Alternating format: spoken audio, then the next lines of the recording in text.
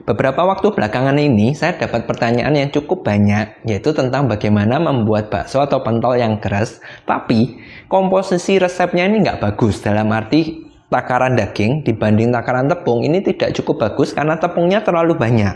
Nah, kalau sudah seperti ini, biasanya pertanyaannya adalah kalau kita nambahkan perenyah di resep kita, hasilnya masih bisa keras atau enggak nih?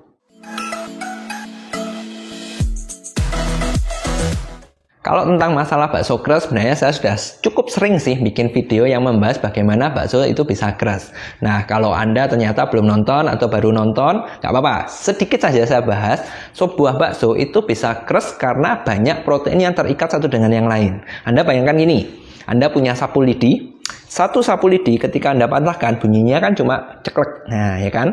Tapi bagaimana kalau Anda memiliki beberapa sapu lidi, Anda ikat bersamaan, lalu Anda patahkan bareng-bareng tuh. Bunyinya kan pasti beda, lebih kerek, seperti itu kan? Analogi yang sama itu juga terjadi di sebuah bakso. Bakso itu kan selalu mengandung daging, dan daging itu adalah protein.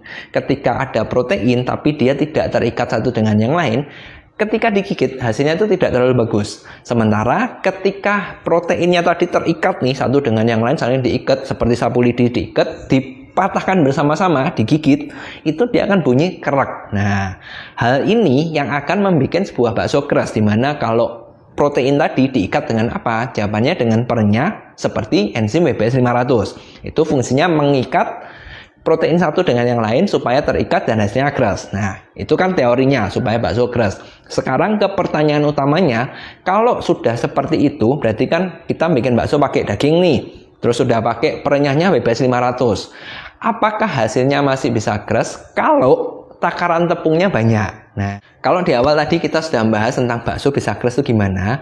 Yang kedua, untuk menjawab pertanyaan Anda, apakah bakso masih bisa keras enggak kalau tepungnya banyak, itu kita perlu tahu dulu sifat dari tepung dan fungsinya apa.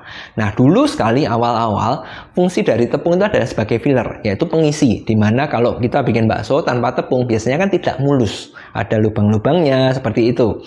Tepung masuk untuk filler mengisi lubang-lubangnya tadi sehingga hasil bakso kita tampilannya bagus dan mulus. Nah, seiring berjalannya waktu, orang-orang mulai kan mintanya yang murah. Nah, para pedagang pun mulai mikir, gimana ya caranya supaya bakso saya lebih murah? Akhirnya muncul sebuah tren, sebuah ide, pakai tepungnya dibanyakin aja, kan harga tepung murah, ya kan? Nah, makanya muncul banyak resep yang menggunakan tepungnya banyak. Nah, korelasinya sekarang apa nih dengan bakso keras?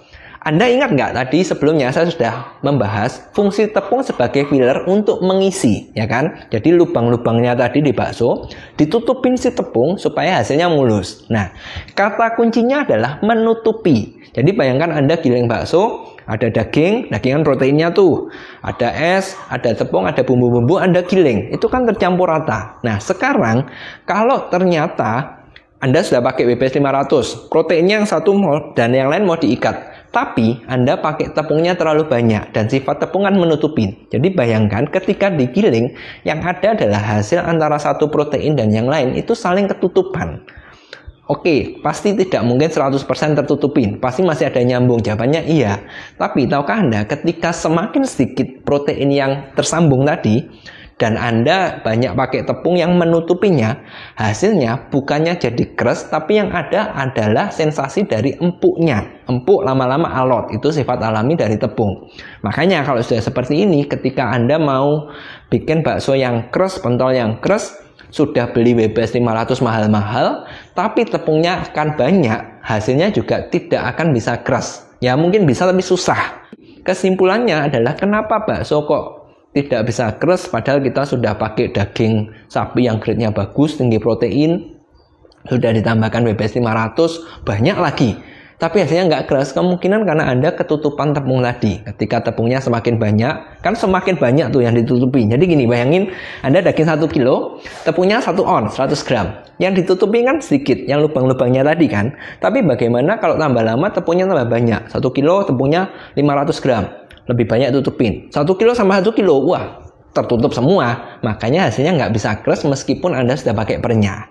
Jadi kalau ditanya terakhir, ada nggak cara kalau saya mau bikin pentol yang murah, tapi masih bisa keras? Jawabannya ada, yaitu adalah Anda jangan menambahkan tepungnya banyak, tapi Anda main di komposisi dagingnya. Karena ingat, bakso itu yang paling makan biaya itu selalu adalah daging, karena dagingnya yang mahal. Nah, solusinya Anda perlu memikirkan cara atau resep supaya bisa mengganti grade daging sapi tadi dengan bahan-bahan yang lebih murah, misalkan daging ayam, Anda campur MDM, Anda campur DMM, apa itu sudah saya bahas sebelumnya. Anda otak-atik di sana sehingga tepungnya tetap sedikit dan Anda tambahkan perennya, hasilnya akan lebih optimal, kerasnya masih bisa dapat. Nah, tinggal komposisinya ini pas atau enggak. Kalau Anda kesusahan dan mau tahu, saran saya konsultasi saja. Nomor WA selalu saya cantumkan di deskripsi kalau Anda nonton dari YouTube. Tapi kalau Anda nonton dari sumber yang lain, biasanya di profilnya, jadi misalkan Instagram, TikTok dan sebagainya, di profil itu selalu saya cantumkan nomor, di mana nomor itu bisa Anda kontak untuk konsultasi. Saya mau bikin bakso yang murah tapi masih bagus, gimana? Nanti bisa dibantu.